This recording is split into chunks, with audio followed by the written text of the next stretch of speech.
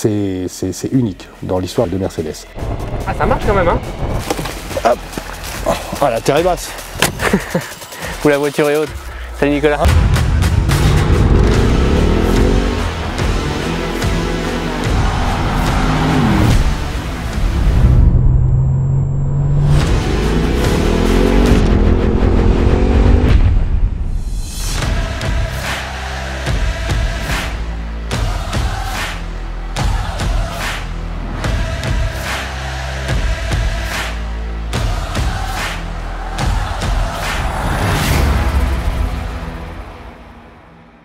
Bonjour, bienvenue dans cette nouvelle vidéo test Cars Up. Aujourd'hui, nous allons vous faire découvrir un véhicule qui est à la fois courant, mais finalement peu commun. Nous espérons que ça va vous plaire et je vous propose donc d'essayer un G500 de la dernière génération.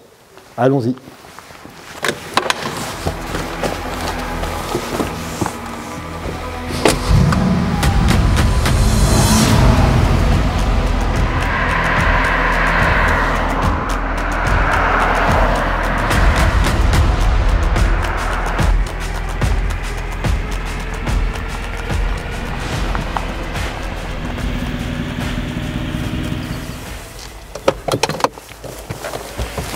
Hop. Ça va Sam. Ça va et toi? Impeccable. Qu'en penses-tu? Bah, c'est la première fois que je suis déçu quand je te vois, quoi. Ah. Bon, ça commence bien. Non, non, je vais pas cracher sur une auto que je connais pas, parce que j'en ai jamais essayé. Mais par contre, c'est une auto qui m'a jamais attiré, quoi, réellement. Autant je la trouve effectivement exceptionnelle par son design, ah oui, qui est quand même original, quoi. C'est le look parpaing. Ouais, non mais faut oser, faut oser, et en plus il y a un marché, quoi. C'est des autos qui sont très demandées. Et... Si on le regarde quelques instants, on s'aperçoit que la forme est, comme disent les Américains, parfaitement boxy, c'est-à-dire une forme de boîte, un parallépipède. Un truc extrêmement carré, rectangulaire, plat, les vitrages sont plats, tout est plat, c'est très simple. C'est donc un véhicule utilitaire, militaire au départ. Aujourd'hui ça vaut cher parce que c'est assez curieusement une auto qui s'est finalement positionnée sur le marché du 4x4 de luxe. Ouais, c'est ça. En quelque sorte en concurrence du Range Rover, ouais, puisqu'on est dans les mêmes zones tarifaires. Mais au départ c'était pas du tout le cas. Au départ, le classe G, le premier, le W460, c'est un Land Rover amélioré en quelque sorte. Complètement. Ouais. En 79, la proposition de Mercedes était assez différente de celle de Land Rover, qui proposait d'une part les Land Rover classiques, les séries 3, en châssis court et châssis long, mais qui sont des véhicules très sympathiques mais très rustiques, ressort à lame, essieu rigide, performance routière relativement limitée. De l'autre côté, il y avait le Range Rover, qui avait initié le secteur des SUV de luxe avec de vraies capacités tout-terrain. Et en dehors de ça, on avait quelques véhicules américains comme les Ford Bronco, les Chevrolet Blazer, etc., qui étaient des propositions intermédiaires qui pouvaient ressembler par certains aspects au Land Rover, mais qui étaient très peu diffusés en Europe. Il n'y avait pas grand monde sur ce terrain. Et la proposition de Mercedes, finalement, s'avère à cheval entre les 4x4 rustiques et les SUV de luxe qui, à l'époque, proposent tous, je le répète, comme le Range Rover, de vraies capacités de franchissement. On est donc face à une auto aux lignes assez rustiques, à la finition à mi-chemin. À l'intérieur, c'est rustique, c'est des sièges en matériaux résistants, des tapis en caoutchouc. Les équipements sont, en 79, limités à l'essentiel, mais on a un tableau de bord très Mercedes, qui ressemble peut-être un petit peu plus au départ à celui des camionnettes Mercedes qu'à celui des berlines Mercedes, mais il n'y a pas de doute, on est dans une Mercedes. Alors j'ai remarqué que sur ce modèle, qui est un des tout derniers, le pare-brise paraît plat, mais il est plus tout à fait plat. Ouais, il est un peu incliné, ouais. Et il a un tout petit peu bombé dans ce sens-là, mais c'est un détail, mais le reste de la carrosserie n'a, pour ainsi dire, pas changé depuis le début. Et puis c'est étonnant, les échappements ne sont pas du même diamètre. Oui, ça j'ai pas très bien compris pourquoi. Ouais. C'est un effet de style, je pense. C'est un effet de style, ouais, bien sûr, bien sûr. De même que la sortie à cet endroit-là, c'est vraiment un effet de style aussi, parce que en tout terrain, c'est plutôt une gêne. Ouais. Si tu descends une marche, tu écrases les échappements, ouais, il serait à l'arrière. Et là, on est sur la vraie deuxième série, parce qu'il y a eu des phases. Ils ont même changé de référence avant. C'est devenu les W463 en 90. Et en 93, comme toutes les Mercedes, la lettre, les désignants est passée avant les chiffres. Ok, ouais, tout à fait. Les G300. Avant, c'était des 240 GD ou des 230 GE. Et l'aileron Brabus, c'est parce que c'est un modèle Brabus ou pas du tout? C'est juste un équipement. C'est un ajout. C'est une option, quoi. Oui, je pense même pas que ce soit disponible chez Mercedes. Je pense que c'est un accessoire Brabus. C'est un accessoire, ouais, Brabus, qui se monte dessus, quoi. Voilà. En tout cas, en termes de design, c'est de près et en vrai, c'est quand même sacrément massif. Hein. Oui, et c'est amusant parce que c'est comme le Land Rover, c'est massif, Ouais. ça paraît très volumineux, mais quand tu prends les codes, c'est pas si grand. Ouais, non, mais c'est le côté cubique C'est le côté extrêmement cubique, de l'objet qui fait ça. Quoi. Le volume est entièrement plein. Okay. Et finalement, c'est un peu comme un Defender. Et sur cette deuxième série, qui est toujours un 463, bizarrement, ils n'ont pas changé le type, on a un châssis complètement différent de toutes les générations précédentes, depuis 2018. C'est un vrai châssis, quoi. Alors, c'est toujours un vrai châssis, mais on a des suspensions indépendantes à l'avant. Ouais. Ultime raffinement. Ouais, bah c'est un peu mieux que... Voilà. C'est pas idiot parce qu'on a Ouais. quand même un V8 4 litres biturbo qui fait 460 chevaux là-dedans. Ah ok, d'accord, c'est un gros moteur en plus. C'est un gros moteur. Ça avance? Ouais, ça avance Bon, pour ce genre de choses. Il n'y a qu'un seul moyen de savoir ce que ça vaut. C'est de l'essayer. C'est de l'essayer quoi. Comme on le dit. Ok, bon bah je te laisse m'emmener et puis... C'est vrai, tu prendras le volant quand même. Ouais, j'essayerai quand même. Ouais. En route. Et en plus ça ronronne. Bah voilà. Donc nous voilà dans un classe G. Tu sais ce que ça veut dire classe G d'ailleurs? Classe gros. Ce serait facile. Non, ça doit être un nom allemand, non? Geländewagen. Gelände. G-E-L-A-N-D-E. Ça veut dire quoi, Gelände? Forêt? Véhicule pour le tout-terrain. Voilà. Et c'est un véhicule qui fonctionne bien en tout-terrain ou... À l'origine, c'est un des meilleurs tout-terrain qui était disponible. Il y en a eu au Dakar, il y en a eu... Ouais, il y en a eu partout. C'est un véhicule qui, d'après ce que j'ai lu, aurait été initié par une demande du Shah d'Iran. Le Shah d'Iran qui était un grand amateur de voitures d'ailleurs. Il se trouve que le Shah d'Iran, à cette époque, était, au début des années 70, était un actionnaire assez important du groupe Mercedes, du groupe Daimler-Benz, pardon.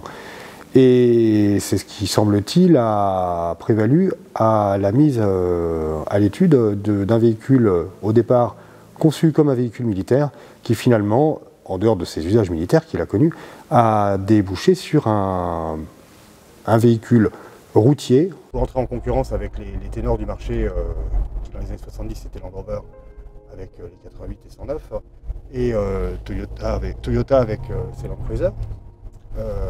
Ce véhicule, le classe G, est étudié.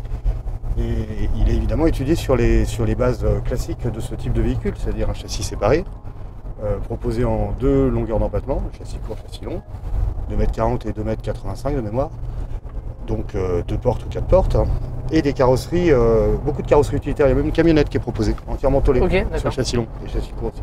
Tout existe. En fait, tout ce qu'on peut imaginer a été fabriqué. Aucune Mercedes n'a jamais proposé une telle quantité de variantes de carrosserie. Là, on a deux longueurs de châssis, des versions à 2 portes, à 4 portes, des versions, 3 longueurs de châssis, pardon, des versions rallongées sur le tard, commercialisées par Maybach, sur des châssis surélevés, 4 roues, 6 roues, plus ou moins cabriolet, entièrement bâché, cabriolet à l'arrière, tôlé, vitré. Aucune Mercedes n'a non plus proposé une telle gamme de moteurs. Les premiers véhicules de la gamme G étaient équipés de 4 cylindres de litre 3. Pour l'Italie, un 4 cylindres 2 litres a été proposé, parce qu'en Italie on a toujours eu, enfin à l'époque, pas toujours, à l'époque un système de taxation qui était très désavantageux pour les véhicules de plus de 2 litres. Donc il y avait toujours une proposition en Italie pour une cylindrée légèrement inférieure à 2 litres. On a terminé au sommet de la gamme il y a quelques années avec des engins complètement fous destinés aux Émirats arabes, propulsés par des V12 biturbo, 4 cylindres, 6 cylindres, 8 cylindres en V comme celui-ci, 12 cylindres en V, compresseur sur les classes G 55 AMG par exemple, biturbo sur ce V8 ou sur les V12, diesel à 4 cylindres, diesel à 6 cylindres, diesel V8 avec turbo. Tous les moteurs Mercedes ont, à un moment ou à un autre, été proposés ces 44 dernières années sur le classe G. L'intérêt, tu vois, c'est qu'on n'hésite pas à aller là-dedans, Ah oui, par même contre, si on ne sait pas ce qu'il y a, et ça se passe très bien. Ouais, effectivement. En effet. Ah oui, en effet. Là, la descente de la bordure qui nous fait si peur quand on est en 911, là, on l'a même pas senti d'ailleurs. Nous, en Aston Martin, on s'est aperçu, regarde, je pense qu'on pourrait passer de l'autre côté. Là, on est en Pirelli Scorpion, qui sont des pneus mixtes, qui sont beaucoup plus orientés route en termes de profil, ouais, mais qui ont des flancs résistants qui permettent d'aller crapahuter sans les déchirer. C'est un pneu qui existe depuis longtemps, il y en a même sur les Bugatti LM002. Voilà, donc le classe G, châssis séparé, 2 essieux rigides, mais des ressorts hélicoïdaux déjà, ce qui autorise un confort moins rustique que le Land Rover. Et la voiture a rempli son office elle a un succès tout à fait raisonnable. Il s'en vend 10 000 par an à peu près, ce qui est pas mal pour ce genre de marché. C'est la Mercedes qui a été produite pendant le plus longtemps, puisque aucune autre Mercedes n'a été produite pendant 44 années d'affilée. On va aller au fond là-bas, je te montre juste que... Ah, ça marche quand même, hein? Ça marche quand même. Ah ouais, c'est bon, c'est bon. C'est rigolo, hein? Ouais, c'est étonnant par rapport au gabarit du véhicule. C'est ça. Et là en plus, ça marche à ce point. Comme on roulait à 30 à l'heure, il a un peu rétrogradé, mais il n'a pas donné son maximum. Et on est passé... Et donc je vois en plus qu'au tableau de bord, tu as tout un tas de boutons qui permettent de verrouiller, déverrouiller les ponts. Exactement. Alors toutes ces choses-là ont beaucoup évolué avec le temps. Les performances routières, ou du moins le comportement routier, sont très supérieures à un Land Rover ou à un Toyota Land Cruiser de l'époque. Ces autos sont capables de rouler à 125, 150 km/h selon les versions, ce qui est beaucoup plus qu'un Land Rover. Et au départ, ce sont des 2 roues motrices avec un pont avant enclenchable, ce ne sont pas des 4x4 permanents. Le Range Rover est un 4x4 permanent, ce qui est assez rare à l'époque. Ce qui est très rigolo, c'est que j'ai conduit plein de choses, mais ça. Mais j'ai jamais conduit de classe G. Ah ben voilà. Cette petite commande de blocage de différentiel, c'était la grande particularité du classe G. Dès sa sortie, c'était le seul 4x4 dont les 3 différentiels étaient verrouillables. Avant, central, arrière. Exactement. Ces 3 différentiels bloquables à 100%. En bloquant les 3 différentiels, on entraîne en permanence les 4 roues au même régime et on se sort de tous les mauvais pas, non pas sans difficulté, mais avec la plus grande garantie de pouvoir s'en extraire. Alors tu t'es remarqué qu'on était quand même bien installé, que tout était assez élégant d'ailleurs, je trouve. Finalement, je trouve même que c'est presque plus élégant que certaines Mercedes modernes qui ont des aérateurs très proéminents. Là, c'est assez bien intégré. Et la finition... Il y a des bruits. Alors ça, c'est le verrouillage des portières. Le verrouillage. Ça claque, et j'ai remarqué que, mais je pense que c'est fait exprès, hein. Le fait que les portières paraissent si solides. Tu vois, quand on les claque, on a l'impression vraiment de claquer une grosse portière. Je ne sais pas si tu as senti. Bien sûr. Et je pense que c'est un choix de Mercedes. Enfin, je sais pas, je pense, c'est sûr. Vu le niveau technique de Mercedes, c'est un choix de leur part d'avoir des portes, enfin d'avoir finalement une sensation quand tu conduis cette auto, quand tu l'entends se verrouiller, quand tu fermes les portes et tout. T'as l'impression d'avoir une auto rustique, quoi. C'est vrai, mais... Alors qu'elle est tout sauf rustique, quoi. Ben si, elle l'est quand même en fait. La carrosserie, c'est la même depuis 43 ans, à 44 ans, à quelques détails près. C'est sorti en 79. En termes de technicité, on est sur des dalles... Oui, mais ça remplace un petit bloc compteur à aiguille. Bien sûr. Ça change rien à la structure de la porte, qui est une lourde, quoi. C'est une porte en tôle, plate, droite, avec un cadre... Ah, donc on a les renforts latéraux quand on prend les virages. Ah oui, t'as le siège actif. Je viens de le sentir, C'est assez marrant. Ça m'a surpris. Il est à noter qu'en dehors de cette variété de moteurs et de carrosserie, c'est aussi le véhicule Mercedes qui a offert la plus large palette de gamme de peinture, de choix de coloris.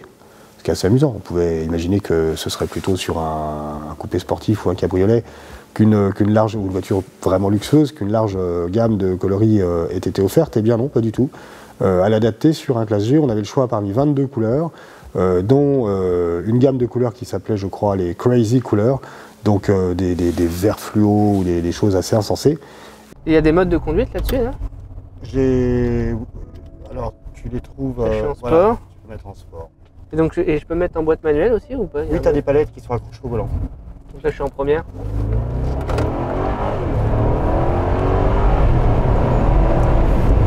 Ok. Bon, c'est pas foudroyant, mais pour un engin de cette taille, ça... Pour un pareil mastodonte, ça avance quand même pas mal. Par contre, le bruit du V8 est sympa. Ouais. C'est étonnant sur un truc comme ça. Ils ont fait un bruit de C63, quoi. C'est marrant. Mercedes va orienter face à un relatif succès du classe G, malgré un prix élevé dès le départ, va réorienter sa proposition et se diriger vers un véhicule de plus en plus équipé, de mieux en mieux fini et de plus en plus puissant. Quand on était gamin avec mon frère, on s'amusait à faire le test de la boîte à gants, qui était très révélateur. On allait au salon de l'auto et on ouvrait les boîtes à gants et on regardait la qualité de l'ensemble du système. Est-ce que ça tombait directement sur les genoux? Est-ce que l'intérieur était tout en plastique dur ultra moche, etc., etc. Est-ce que la commande était agréable aussi bien pour l'ouverture que pour la fermeture? Bon, ben là, on est clairement dans une voiture de luxe. C'est... Ouais, ça se voit tout de suite. Tout ce que tu touches est en cuir et l'intérieur est dans une feutrine de belle aloi. Finalement, à la conduire, je la trouve pas si horrible que ça. Non. Voire même Elle a un côté sympathique. Elle est même tout à fait agréable en fait. C'est pas du tout une auto sportive. Bien sûr. Mais pas du tout. Mais vraiment pas du tout. Et tu le sens tout de suite. Et les gens qui... On pouvait s'y attendre, Marc. Non, mais on s'y attendait à 100%, mais ouais. On se dit finition AMG, enfin préparation AMG. C'est pas un AMG. Celui-là, c'est pas un AMG, mais c'est déjà un moteur. Ah oui, un V8 biturbo de 460 chevaux, effectivement. Donc effectivement, c'est pas une auto sportive. Elle n'a pas la sportivité qu'on pourrait imaginer d'une auto qui finalement, pas sur celle-là, mais se retrouve après déclinée en AMG et tout. Mais par contre, en termes de confort, d'utilisation et tout, on trouve le côté marrant du truc. Finalement, c'est une auto qui est marrante. Oui. De par son design, de par le fait que ça marche en termes d'accélération, et de par le fait que c'est quand même, ça bouge quoi. Oui, en fait, c'est finalement assez cohérent comme voiture dans le style. Ouais. Et c'est d'ailleurs, je trouve, le tour de force. C'est en dehors du fait qu'au bout de 40 ans, ils ont quand même changé le châssis et toute la suspension avant. On remet en mode confort parce que afin d'obtenir une tenue de route plus classique, plus normale, tout simplement meilleure. Pour le reste, c'est quand même au départ une sorte d'utilitaire, en fait. Et arriver, à force de modifications nombreuses, à ce résultat en partant d'un véhicule tout-terrain à vocation plutôt utilitaire, c'est quand même pas mal.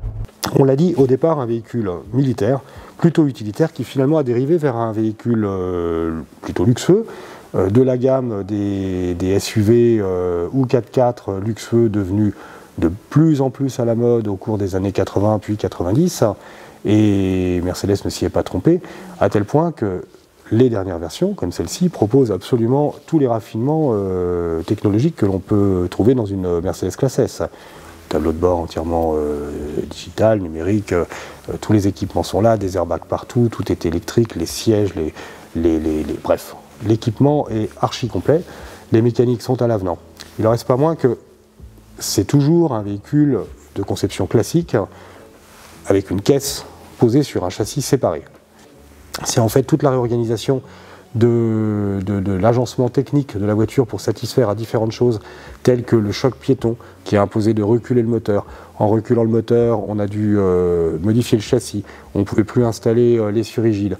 La direction est à crémaillère sur ce modèle, précédemment elle était à boîtier, mais ça c'est aussi parce que sur les voitures modernes on a des contrôles automatiques de franchissement de ligne, d'évitement de piétons et ce genre de choses qui ne peuvent fonctionner qu'avec une direction à crémaillère et non pas une direction à boîtier, etc. etc. Donc la voiture a été entièrement remise à la page à ce niveau-là pour le modèle de 2018, mais reste quand même par certains aspects, dont l'essieu arrière rigide et ce châssis séparé, une voiture un petit peu dépassée techniquement et en termes de comportement routier. En fait, le préjugé que j'avais sur cette auto, c'est aussi parce que pour moi, elle a un côté un peu bling bling, un peu jet set, etc. Elle a un côté un peu frime. Un peu frime. Et je pense qu'effectivement, beaucoup de gens l'ont acheté pour son allure, pour ce look improbable de shoebox monté sur des grosses roues alu avec des gros pneus et un moteur qui fait vroom vroom.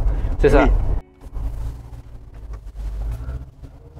Le stop and start là-dessus, quoi qu'il arrive, ça doit manger entre 15 et 20 litres, donc c'est pas vraiment la peine. Autant économiser la batterie.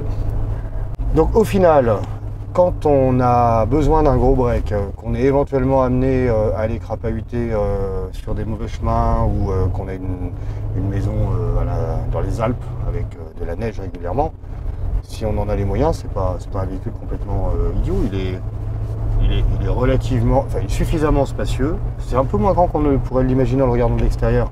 Mais, comme on le disait tout à l'heure, les véhicules cubiques sont un peu trompeurs. Ils sont moins grands réellement qu'ils ne paraissent. Qu'ils ne le sont réellement, ouais. Voilà.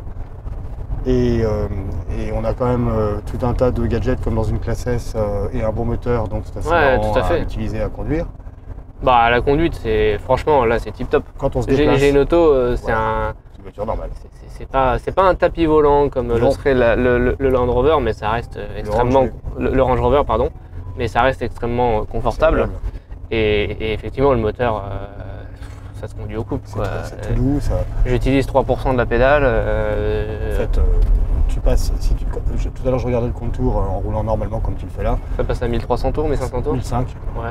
1005. Tu es toujours entre 1200 et 1800 tours. Autant dire que le moteur ne peine pas trop. Il ne s'use pas trop. Non, ça, je pense pas. Quand on est en ville, on est en 4e. Ouais, à 34. 34 km/h. Par contre, c'est peut-être une boîte 9 rapports, non? J'en ai compté 8, mais peut-être que je vais pas rouler assez vite pour que la 9e passe, parce que ça doit tirer très long. Alors c'était très rigolo d'essayer ça, même si je t'en ai un peu voulu quand je t'ai vu arriver. J'étais d'abord un peu déçu, parce que je me suis dit, quelle est cette espèce de drôle d'engin qui l'a ramené. Voilà. Contrairement à la Stone, je la garderai pas quand même. Ça dépend. Attends d'avoir 3 enfants, une grosse maison à la campagne, un Zodiac avec 2 moteurs de 300 chevaux à tirer dans le port de la Cano. Je me le souhaite, hein, mais je crois pas que ce soit au programme. Ah en tout cas, non, voilà. Cette auto, une fois de plus, elle correspond pas à ma philosophie en termes d'automobile. Je la trouve trop schizophrène. Je la trouve un peu trop schizophrène.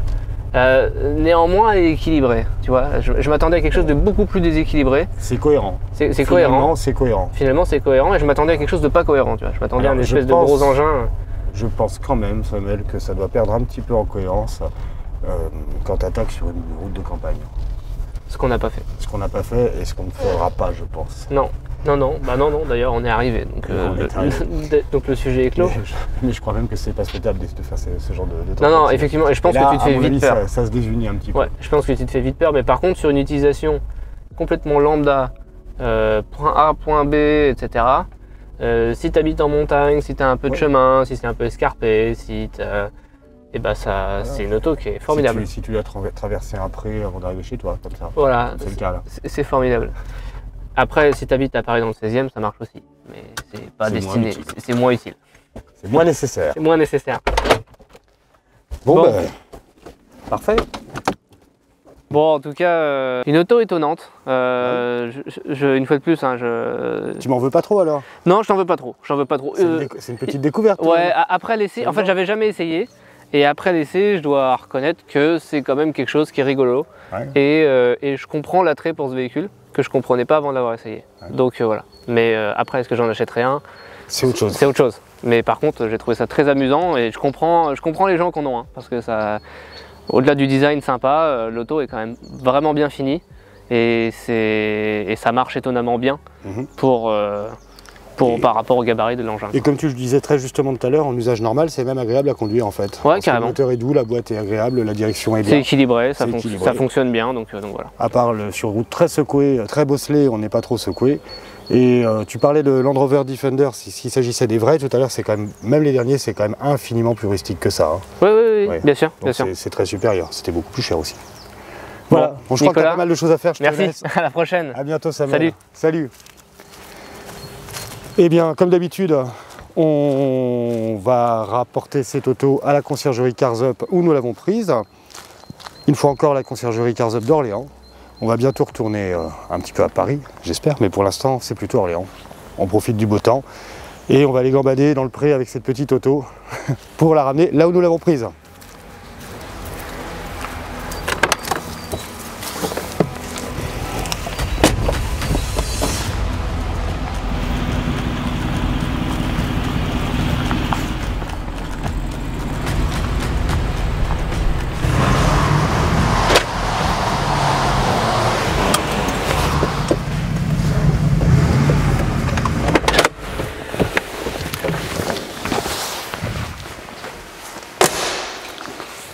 Nous voici de retour à la conciergerie Cars Up d'Orléans où nous allons remettre ce classe G à sa place.